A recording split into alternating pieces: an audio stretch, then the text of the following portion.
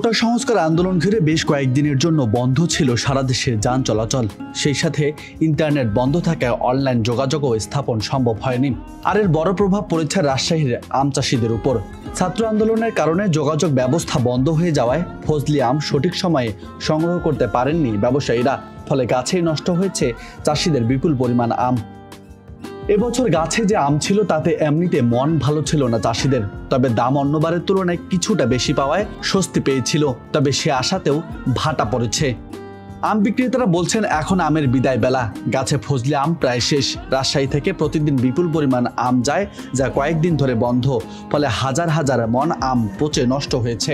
গাড়ি ঘোড়া ঠিক মতন না চললে ধরো আমরা ঠিক মতন ভয়ে মাল তুলতে পারছি না, ভয়ে মাল তুলছি। কোন সময় কি হবে বলা যাচ্ছে না। একবার ধরে খেয়েছি, এমন ভয় লাগছে আমাদেরকে মাল তুলতে। দোকানটায় মাল তুলতে গেলে 3-4 লাখ টাকা মাল তোলা লাগে।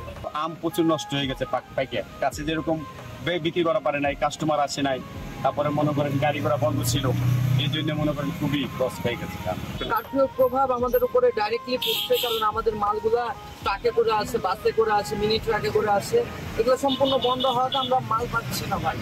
যার কারণে আমরা অল্প অল্প মাল কিনছি এবং বেশি দামে বেচা লাগছে, এবং ব্যবসাও আগের মতো নাই। সাধারণ যারা মানুষ আছে, ফ্যামিলি, ছোট ফ্যামিলি, অনেক মানুষ খাইতে পারছে না ভালো করে।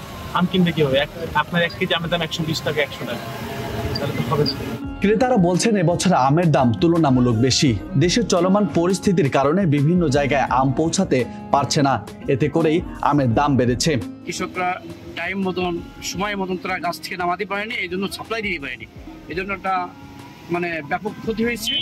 আর এই জন্য আমরা এখন আম কিনতে এসে দেখছি আসলে তখন যে দাম ছিল তার থেকে অনেক দাম বৃদ্ধি। এখন আম শেষের দিকে তো দাম কম বেড়ে গেছে। এখন তো অনেক দাম বেশি। আমরা 1 সপ্তাহ আগে নিচ্ছি 80 টাকা, 90 টাকা, এখন 140 টাকা কেজি। এদিকে জেলা প্রশাসন বলছে ক্ষতিগ্রস্ত চাষিদের সহযোগিতা করা হবে। নিউজ ডেস্ক, বার্তা 24।